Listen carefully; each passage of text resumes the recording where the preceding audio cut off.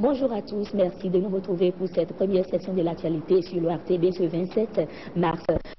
Le président Boni Yayi a rencontré lundi les différents protagonistes de la crise électorale consulaire. Les échanges ont abouti à un consensus dont le premier acquis à retenir est la poursuite du processus électoral. Le compte rendu est de Édouard Dédébé.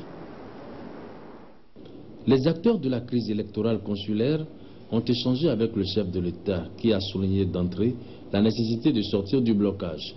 Gouvernement à travers le ministre du Commerce, membres de la commission consulaire, comité de transition et les autres acteurs concernés par la crise ont fait part de leurs prétentions et après de longues discussions, un consensus a été finalement trouvé. Je crois que je peux rassurer le peuple béninois que toutes les parties sont arrivées à la solution, que le processus électoral suivra son cours. Mais nous allons faire des réaménagements. Je vais commencer par le problème de la dissolution de la commission électorale consulaire qui a été posée par les contestataires.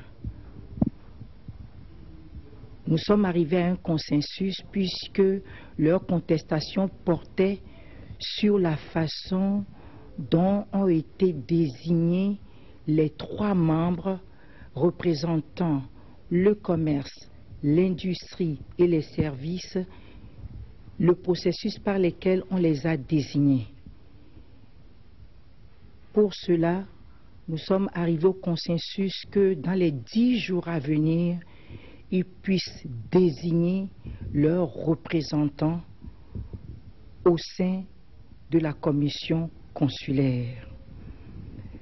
Certaines voix également se sont élevées contre le secrétaire général de la CCIB, qui est le premier rapporteur de la commission électorale consulaire. Sur ce point, le gouvernement a pris acte et avisera. Dès lors que la commission électorale consulaire est appelée désormais à continuer le processus, une régularisation et un respect des tests de l'article 4 et 62 des statuts de la CCIB seront respectés. Il s'agit de quoi? De la délivrance ou bien de la production surtout du casier judiciaire et la production du récépissé des impôts. C'est très important. Donc dans les 10 jours à venir, on va demander, on ouvrira encore la liste pour ceux ou celles qui n'ont pas pu faire cette production de le faire. On tiendra rigoureusement dans les délais de 10 jours. Les opérateurs économiques seront informés et une structure spéciale va suivre la régularisation de la production aussi bien du casier judiciaire et du récépissé des impôts. Le dernier point, c'est par rapport au recensement des opérateurs économiques qui ont fait moins de 2 ans.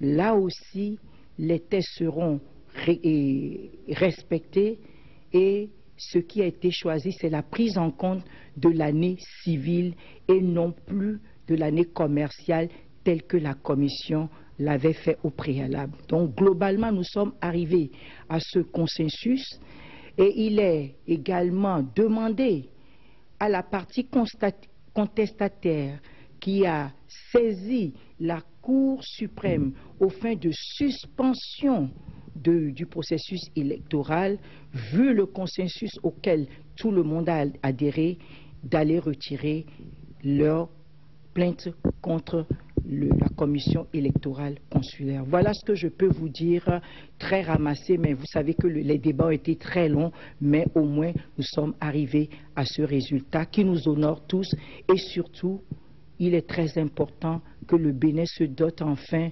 d'une chambre de commerce et d'industrie avec des opérateurs économiques dignes de ce nom, opérateurs économiques forts et un patronat également fort pour pouvoir au moins accompagner le chef de l'État dans ses périples pour les opportunités qu'on peut amener pour le Bénin et booster l'économie béninoise.